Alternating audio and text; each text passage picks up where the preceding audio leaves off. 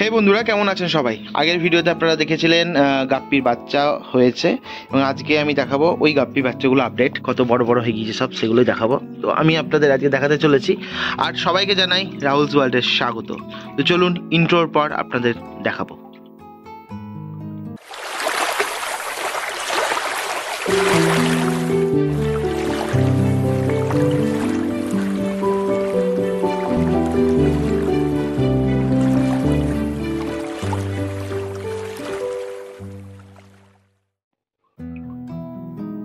তো বন্ধুরা, আপনারা এখানে দেখতে পাচ্ছেন আমার গাপ্পিগুলোর বাচ্চাগুলো কত বড় হয়ে গেছে। জুম করে দেখানোর চেষ্টা করব, ফোকাসটা যেন ঠিকঠাক হয়, কারণ আমি আপনাদের এখান থেকে আরও তুলে দেখাবো। এবং আবারও বাচ্চা দিয়েছে, তো এই যে দেখতে পাচ্ছেন বন্ধুরা। তো আমার গাপ্পিগুলো অনেক বড় হয়ে গেছে, এবং এটা হচ্ছে আপনার 20 দিন পর। 20 দিনের বাচ্চাগুলো বেশ বড় হয়ে গেছে এবং সেমি অ্যাডাল্ট সাইজে চলে এসছে। এবার আপনারা জিজ্ঞেস করতে পারেন যে আমি কি খাবার দিই। তো খাবারের মধ্যে দেখিয়ে দিচ্ছি, এই যে খাবার। আমি এখানে আমার বাচ্চাগুলোকে আমি এইসব খাবারই খাওয়াই, তার সাথে সাথে এই একটা খাবার আমি খাওয়াই। এটা বাচ্চাদের খাবারের জন্য, মানে একদম ছোট অবস্থায় এই খাবারটা খুব ভালো খাবার ছিল, কারণ সবসময় তো লাইভ ফুড পাওয়া যায় না। তো এটা কি খাবার বলে দিই, এটা হচ্ছে ড্রাই ডাফনিয়া, এবং ড্রাই ডাফনিয়ার সাথে কিছু জিনিস মেশানো আছে, কিছু ভেজিটেবলস গুঁড়ো, মানে ভেজিটেবলসকে সিদ্ধ করে, যেমন হচ্ছে গাজর আছে, ব্রকলি আছে, গাজর ব্রকলি আর কি ছিল, ওকে, গাজর ব্রকলি আর মাছের ডিম। তো এই তিনটে জিনিস এর মধ্যে আছে, এবং ওগুলোকে মানে মিক্সিতে গ্রাইন্ড করে তারপরে পাউডার করে সেটা মিক্স করা আছে। তো এই জিনিসগুলো আমি খাওয়াচ্ছি, কারণ সবসময় লাইভ ফুড পাওয়া সম্ভব না। আর এই টাইমে আমি জেনারেলি ডাফনিয়া পাই, কিন্তু এই টাইমে ডাফনিয়াটা একটু কম পাওয়া যাচ্ছে, তার জন্য সবসময় তো লাইভ ফুড পাওয়া যাচ্ছে না। এবার আপনাদের আমি তুলে দেখাচ্ছি মাছের বাচ্চাগুলো কীরকম বড় হয়েছে। অলরেডি আমি ওখান থেকে দেখালাম, এবার আমি আপনাদের এখান থেকে তুলে দেখাবো যে, এবং এখানে আপনারা দেখতে পাচ্ছেন আরও মাছের বাচ্চা কিন্তু হয়েছে। এই যে ছোট্ট ছোট্ট আরও বাচ্চা কিন্তু এখানে হয়েছে, আপনারা দেখতেই পাচ্ছেন। তো এটা হচ্ছে সেকেন্ড স্লটের বাচ্চা, এই যে। তো প্রথমগুলো বেশ বড় হয়ে গেছে, এবং একই জায়গাতে আমি রেখে দিয়েছিলাম। এই বাচ্চাগুলো কবে হয়েছে আপনারা জানেন, সেই ভিডিও আপনাদের দেখিয়েছিলাম, যারা দেখেননি তারা দেখে নিতে পারেন। তারপরে যে এই জায়গার মধ্যে ট্রান্সফার করা সবই আপনাদের দেখিয়েছিলাম, সেই ভিডিওটাও যারা দেখেননি কাইন্ডলি দেখে নেবেন, তাহলে আপনারা এর পর আপডেটগুলো জানতে পারবেন। যাই হোক, চলুন এবার এই যে বাচ্চাগুলোকে আমি এখান থেকে দেখাচ্ছি, এদের কি খাবার দিই সেটা তো দেখালাম, এবং এদের গ্রোথ কেমন হচ্ছে সেটা আপনারা এখন নিজের চোখে দেখুন। আর এই যে এখনো কমপ্লিটলি সবার কিন্তু কালার আসেনি, কারণ বেশি দিনের হয়নি, আর একটু টাইম লাগবে কালার কমপ্লিটলি ফুটতে। আর এগুলো কিছু স্নেক স্কিন আছে, কিছু আছে আপনার ব্ল্যাক মস্কো আছে, তো এগুলো কিছু আছে। আর কি আছে ওখানে আলাদা কয়েকটা, এদিকে কয়েকটা আলাদা আছে, সেগুলো আলাদা কমপ্লিটলি। এগুলোর সাথে এটার কোনো সম্পর্ক নেই, এটা আলাদা মাছ, যেটা আমার প্রথম দিকে নিয়ে এসেছিলাম, ওই গাপ্পিগুলো আছে।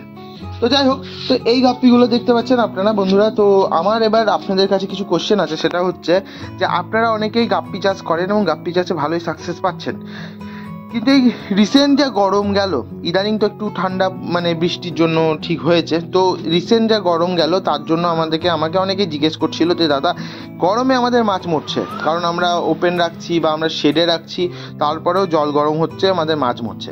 তো বন্ধুরা, জল গরম হওয়ার কয়েকটা উপায়, মানে কয়েকটা কারণ তো আছেই, সেই কারণগুলোর সাথে সাথে কয়েকটা তার প্রতিকারও আছে, সেগুলো একটু বলে দিই আজকের এই ভিডিওর মাধ্যমে। তো জল গরম জেনারেলি আমাদের যা ওয়েদার এখন চলে গেছে, নর্মাল রুমের ভিতরে রুম টেম্পারেচার 38-38 হয়ে যাচ্ছিল রুম টেম্পারেচার। বাইরে বেরোলে বাইরের টেম্পারেচার মোটামুটি 47-48, আমাদের এখানে তো 48 অবধি উঠেছিল। তো টেম্পারেচারের এই ভয়াবহতা মাছেদের ক্ষেত্রেই বা কীভাবে বাদ যায়, তারাই বা কীভাবে এটাকে অ্যাভয়েড করে। তো সেক্ষেত্রে আমি যেটা আমার মাছের জন্য করেছিলাম, যেখানে জলের টেম্পারেচার কিন্তু একদম কম ছিল, 25 থেকে 26, 27, 28 এরকমের কাছাকাছি, এর বেশি কিন্তু ওঠেনি। তো আমার ট্যাঙ্কের টেম্পারেচার আমি কীভাবে মেনটেন করতাম, তো যাদের ক্ষেত্রে সম্ভব না তাদের ক্ষেত্রে আমি অন্য কোনো উপায় বলছি, কিন্তু আমারটা আমি আপনাদের দেখানোর চেষ্টা করি। আমার দেখতে পাচ্ছেন আমি এরকম ফ্রিজের জায়গা ইউজ করতাম, এই দুটো নয়, মানে রুমের ভেতরে আছে, ও বাইরে একটা আছে, সেটা আপনারা অনেকেই দেখেছেন বা জানেন। তো যেটা বাইরে আছে সেটাতেও টেম্পারেচার কিন্তু সেম ছিল, কারণ এই যে রুম যখন আমি ইউজ করছি, এই যে এইগুলো দেখতে পাচ্ছেন, এগুলো সব হচ্ছে ফোম। তো এই ফোম হচ্ছে খুব ভালো ইনসুলেটর হয়। তো যখনই আমি এই জলটা, জেনারেলি জল গরম হয় কি হয়, ডাইরেক্ট সানলাইট পড়লে বা সারাউন্ডিংয়ের টেম্পারেচার থেকে। তো সারাউন্ডিংয়ের টেম্পারেচারের জন্য এই যে ইনসুলেটরটা খুব ভালো, মানে এই যে ফোমটা খুব ভালো ইনসুলেশন করে। কিন্তু সারাউন্ডিংয়ে জলের জন্য আমি উপরে সবসময় ঢাকা দিয়ে রাখতাম। তাহলে কি হচ্ছে, জল কিন্তু ঠান্ডা হচ্ছে না। আর আমার জলের ডেপথ মোটামুটি দেখতে পাচ্ছেন, আমি হাত ডুবিয়ে দেখানোর চেষ্টা করি এতটা। এই যে আমার জলের ডেপথ, এই যে হাতে বুঝতে পারছেন, হাতের এতটা হচ্ছে আমার জলের ডেপথ। এবং আমার জলের টেম্পারেচার যথেষ্ট ঠান্ডা, মনে হচ্ছে এখানে হাত পা ডুবিয়ে বসে থাকি। যাই হোক, তো এই যে দেখতে পাচ্ছেন এতটা ডেপথ আমি জল রাখতাম, যেটা গাপ্পি, মলি এইসব জাতীয় বা যে কোনো লাইভ বেডের মাছেদের জন্য যথেষ্ট গভীরতা। তো এটাই, এবার জলের টেম্পারেচারটা এইভাবে কম থাকার কারণ হচ্ছে, প্রথমত আমি এই জায়গাটা শেডের মধ্যে আছি, কারণ এটা নিচের তলা একদম নিচে আছে, ঠান্ডা কারণ ওটাই। আর একটা হচ্ছে, যারা বাইরে রাখছেন তারা যেটা করবেন সেটা হচ্ছে কোনো না কোনো ঢাকা দিয়ে রাখবেন। এবার ঢাকা কি দিয়ে দেবেন, তিরপল বা এই জাতীয় জিনিস দিয়ে ঢাকা দিতে পারেন। তবে হ্যাঁ, এখানে একটা জিনিস বলি, কালো তিরপল দিয়ে ঢাকবেন না। কালো তিরপল দিয়ে ঢাকলে জলের টেম্পারেচার বাড়ার টেন্ডেন্সি মানে নর্মালের থেকে একটু বেশি হয়, কারণ কালো খুব তাড়াতাড়ি হিট অ্যাবজর্ব করে। তো কালো তিরপল দিয়ে যদি আপনি ঢাকেন তো জলের ওপর মানে সেটা একটা এফেক্ট হয়। চেষ্টা করবেন সাদা বা ওই জাতীয় কিছু, হলুদ এরকম জাতীয় কোনো জিনিস দিয়ে ঢেকে দিলে কি হয়, দিনের বেলাটা যেটুকু টাইমটা রোদ পড়ছে তাহলে কিন্তু জল অতটা গরম হয় না। তো সাদা হলে সব থেকে বেস্ট, বা অন্য জাতীয় জিনিস হলে কোনো অসুবিধা নেই। তো যাই হোক, এইগুলো আপনারা করতে পারেন। আর এই গরমের টাইমে চেষ্টা করবেন জল ফ্রিকুয়েন্টলি চেঞ্জ করা। দেখুন আমি আমার এখানে যে জল এখানে অ্যাড করে দিয়েছি, এটা আমি পরে দেখাচ্ছি, এবং এটা কোথা থেকে জল সেটাও আমি বলছি। তো আপনারা অনেকেই জানেন যে আমাদের অ্যাকোয়ারিয়ামের মাছের জন্য একটা স্পেসিফিক টিডিএস রাখা উচিত হয়, কিন্তু এখানে আমি একটা কথা বলে দিই, গাপ্পি, মলি এরা কিন্তু একটু হাই টিডিএসে হলেও কোনো অসুবিধা নেই। যেমন আমার এই জলের টিডিএস আমি যখন মেপেছিলাম টিডিএসের মিটার দিয়ে, জলের টিডিএস মোটামুটি আপনার 250, এইটা 250 ছিল, আর এইটা হচ্ছে জলের টিডিএস ছিল প্রায় 320 এরকম ছিল। তো এটা যথেষ্ট হাই টিডিএস। তো এই টিডিএসে অনেকে বলে মাছ টিকবে না, মাছ সার্ভাইভ করে না, অনেকেই এটা বলে, কিন্তু এইখানে কিন্তু মানে লাইভ বেয়ারারদের ক্ষেত্রে অতটা অসুবিধা হয় না। এগ লেয়ারদের ক্ষেত্রে একটু অসুবিধা হতে পারে, সেটা হচ্ছে ডিম হ্যাচের টাইমে, আদারওয়াইজ কোনো অসুবিধা হয় না। তো আমি কি করতাম, অ্যাকোয়ারিয়াম বলছি সরি, যে সকল যে আরও প্ল্যান্টগুলো হয় বাড়ির জল খাওয়ার জন্য, ওই যে জায়গাগুলো যে এক্সেস জলটা পড়ে, ওই জলটা আমি বড় পাইপ অ্যাড করে, এই যে দেখতেই পাচ্ছেন পাইপের থ্রুতে আমি এখানে রাখি। যখন জল অন থাকে, মানে যখন জল চলে, জল ভর্তি হয়, তখন এখান থেকে ফিল্টার হয়, তখন জল এখান থেকে কিন্তু পড়তে থাকে এবং এটা ভর্তি হয়ে যায়। তো আমি কি করেছিলাম, এই জলটা অনেকটা ফেলে দিয়েছিলাম, তারপরে অ্যাজ ইট ইজ রেখে দিয়েছি, এখন জল পড়তে পড়তে এতটা ভর্তি হয়ে গেছে। এবার আমি যে কাজগুলো করছি বন্ধুরা, এই কাজটা আমার জন্য কিন্তু খুব ইজি, কারণ এই বারবার এখানে জল ভরার ঝামেলা হয় না। এবার হ্যাঁ, কখনো কখনো কী হয়, এক্সেস জলও জমে, তখন সেই জলটা ওভারফ্লো করে ফেলে দিতে হয়, বা এতে কী হয়, জলটা অটোমেটিক চেঞ্জ হচ্ছে, আমার খাটনি হচ্ছে না, এবং তার সাথে সাথে আমার মাছের কিন্তু অসুবিধা হচ্ছে না। এবং এই যে টিডিএস, এই টিডিএসটা মানে এই জলটা যেহেতু একটা জলটাকে ক্লিন করে যে জলটা আমি পাচ্ছি, আমার জলের টিডিএস খুবই কম করা আছে, মানে জলটা খুব তেতো হয় এবং টিডিএসটা কম করা আছে, 14-15 এরকম করা যায়। আমাদের মানে ড্রিঙ্কিং ওয়াটার মোটামুটি 80 থেকে 120 মধ্যে যে জল টিডিএস সেটা খাওয়া যায়, তার কম হলে আরও বেটার। তো আমি একটু কম করে রেখে দিয়েছি, এতে ডাইজেশনের একটু সুবিধা হয় বা এরকম জিনিস আছে। যাই হোক, সেটা আমি এখন এসব নিয়ে আলোচ্য বিষয় নয়, এখানে আমি যে কথাটা বলছি। তো তাতে এই যে জলটা এখান থেকে বেরোয়, এই টিডিএসটা একটু হাই হয়, বাট কিন্তু আমার এখানে কোনো অসুবিধা হয় না। আমি এখানে পাম্প চালাই, এবং সবসময় পাম্পটা না চললেও দিনে 5 থেকে 6 ঘন্টা চালিয়ে রাখি, এইটাতে চালাই এবং অল্টারনেট করে চালাই। এখানে 5 ঘন্টা চললো, তো পরেরটা এখানে যখন দিয়ে দিই, এখানেও কিন্তু ওরকমভাবে চালিয়ে রাখি। এতে কি হয়, এতে জলের ডিজলভ অক্সিজেনটা বেশি থাকে। আর একটা জিনিস, জল কিন্তু এতে খুব ঠান্ডা থাকে, কারণ গরমকালে আপনারা অনেকেই জান না যে পাম্প দিন বা হাওয়া দেয়, অনেকে দেয় না, অনেকে দেয়, কিন্তু আমার মনে হয় যে গরমকালে এই পাম্প জিনিসটা দেওয়াটা উচিত, কারণ গরমে জলের যে ডিজলভ অক্সিজেনের সংখ্যাটা কমে যায়, এবং জলেও কিন্তু অ্যামোনিয়ার অ্যামাউন্টটা বাড়তে থাকে ভয়ঙ্করভাবে। সেই জন্য মানে গরমকালে এই কাজটা কিন্তু আপনারা করবেন। আর এখান থেকে আপনারা দেখতেই পাচ্ছেন আমার মলির বাচ্চাগুলো, এই সরি গাপ্পির বাচ্চাগুলো কতটা বড় হয়েছে, আর আমি এগুলোকে এখানেই ছেড়ে দেবো। ওকে, তো আমি এখানে ছেড়ে দিলাম।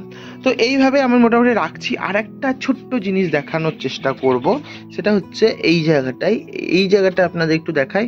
এখানে আমার বেটা ব্রিডিং চলছে, আমি বেশি ডিস্টার্ব করব না। এই যে অলরেডি ডিম পেরেছে, এর মধ্যে ডিম টিম পেরেছে, হ্যাচ এখনও করেনি, কালকেই ডিমটা পেরেছে। তো এটা হয়ে আছে, এখন কি হয় দেখা যাক, আপডেট সেটা পরে দেখব। আর আমি এটাকে আপাতত ডিস্টার্ব না করে ঢেকে দিই। মেল বেটা, ফিমেল বেটাকে আমি কালকেই মানে সরিয়ে ফেলেছি, আর জাস্ট মেল বেটা ওখানে আছে। ও এখন ডিমের যা করার করছে, ওকে কেঁচো খেতে দিয়েছি, কেঁচো খাক। আর এখানে আছে আমার মাছ কিছু, যেমন হচ্ছে আপনার পোলার প্যারট আছে, আর আমি পোলার প্যারট এখন সেল করছি, আপনারা চাইলে কিনতেই পারেন। তো এই দেখতেই পাচ্ছেন পোলার প্যারট আছে আর গাপ্পি আছে, আর আপাতত এখানে কিছু মাছ নেই। হ্যাঁ, দুটো ধরনের পোলার প্যারট আছে, একটা হচ্ছে এই যে ব্লু আছে, আর একটা প্ল্যাটিনাম আছে। প্ল্যাটিনাম দেখি, যদি দেখতে পাই দেখাচ্ছি। প্ল্যাটিনাম কি এখন এখানে আছে দেখছি। যাই হোক, আমি এখন যাই না আছে, কিন্তু এখানে না থাকলেও উপরে আছে, কোথাও কোথাও আছে। তো যাই হোক, তো এখানে ব্লু আর প্ল্যাটিনাম পোলার প্যারট আছে। ওকে, আর বাকি রইল এখানে সব আপডেট দিলাম। হ্যাঁ, এবার যেটা করতে হবে আপনাদের এখনও একটা জিনিস, সেটা হচ্ছে যে এই টাইমে ভাই ডাফনিয়া পাওয়া যাচ্ছে না। তো ডাফনিয়ার অল্টারনেট কিছু আপনাদের ভাবতে হবে মাছের বাচ্চাকে তাড়াতাড়ি গ্রোথ করার জন্য। তো তাড়াতাড়ি গ্রোথ করানোর জন্য আমি একটা আইডিয়া দিয়ে দিচ্ছি, সেটা করতে পারেন। সেটার জন্য আপনারা কিন্তু অনেক তাড়াতাড়ি মানে মাছের গ্রোথ হবে। ডিমের কুসুম নিন, গরম করে বয়েল করুন, বা ডিমকে বয়েল করুন, কুসুমটা আলাদা করুন, পাউডার করুন। এক হলো। নেক্সট হচ্ছে তার সাথে কি করুন, তার সাথে স্পাইরুলিনা অ্যাড করুন। স্পাইরুলিনা কি? স্পাইরুলিনা হচ্ছে এক ধরনের ফাঙ্গাস বলছে, এক ধরনের শৈবাল। তো এটা পাওয়া যায় দোকানে গিয়ে কিনতে পারেন, এবং স্পাইরুলিনা পাউডার পাওয়া যায়, স্পাইরুলিনা ক্যাপসুল পাওয়া যায়, যেটা আপনার অ্যাভেলেবেল হচ্ছে কিনে নিন। তার সাথে আর একটা জিনিস অ্যাড করুন মাছের জন্য আরও ভালো, বলে দিচ্ছি, সেটা হচ্ছে মোরিঙ্গা। মোরিঙ্গাটা কি? মোরিঙ্গা যারা নর্মাল পাড়ার আশেপাশে বা বাড়ির বাগানে অনেক সময় থাকে, মোরিঙ্গা হচ্ছে সজনে পাতা। তো সজনে পাতাকে গুঁড়ো করে তার মধ্যে অল্প পরিমাণে, যদি 10 গ্রাম, আমি কথায় কথায় হিসাব দিয়ে ধরছি, 10 গ্রাম যদি আপনি স্পাইরুলিনা দেবেন, তাহলে সেখানে 4 গ্রাম মোরিঙ্গা দিন, আর বাকি আপনার যে মাছের খাবারই করছেন সেই খাবারটা ইউজ করুন, এবং সেগুলোকে গুঁড়ো করুন একসাথে। গুঁড়ো করার পর সেই খাবারটা আপনি কিন্তু এদিকে দিতে পারেন, ওই ডিমের কুসুমের গুঁড়োটা মিশিয়ে তার সাথে, এবং এই খাবারটাকে রোদে রাখবেন। তাতে কি হবে, ময়েশ্চার কন্টেন্ট করবে না, এবং এই খাবারটা কিন্তু মোটামুটি 2-3 মাস আপনি খাওয়াতে পারেন। আর 2-3 মাসের মধ্যে বর্ষা চলে আসবে, তখন আপনি খাবারের ভরমার হয়ে যাবে। এবার যাদের ক্ষেত্রে ডাফনিয়া অ্যাভেলেবেল আছে, তাদের ক্ষেত্রে আমি কিছু বলবো না ভাই, আমি আমার পার্সোনাল এক্সপিরিয়েন্স এবং পার্সোনাল কাজগুলো থেকে বলছি, যেটা আমি করবো বা করছি। কিছু মাছকে করেছি, কিছু মাছ শেষ হয়ে গেছে খাবার, আবার হয়তো বানাতে হবে, বা অল্টারনেট। আমি তো এক ধরনের খাবার খাইয়ে শুধু মাছকে রাখি না, আলাদা আলাদা আলাদা আলাদা খাবার আমার কিন্তু মাছের খাচ্ছে থাকে। তো সেক্ষেত্রে সেরকমভাবে আমার কাজ হয়। যাই হোক, তো বন্ধুরা, এই ছিল আজকে ভিডিও। আশা করছি ভিডিও ভালো লেগেছে। ভালো লাগলে একটা লাইক করবেন, লাইক টার্গেট 100 রাখছি, এবং যারা চ্যানেলে নতুন, সাবস্ক্রাইব করতে মিস করবেন না। আজ আসছি, দেখা হচ্ছে খুব তাড়াতাড়ি। ততদিনের জন্য গুড বাই।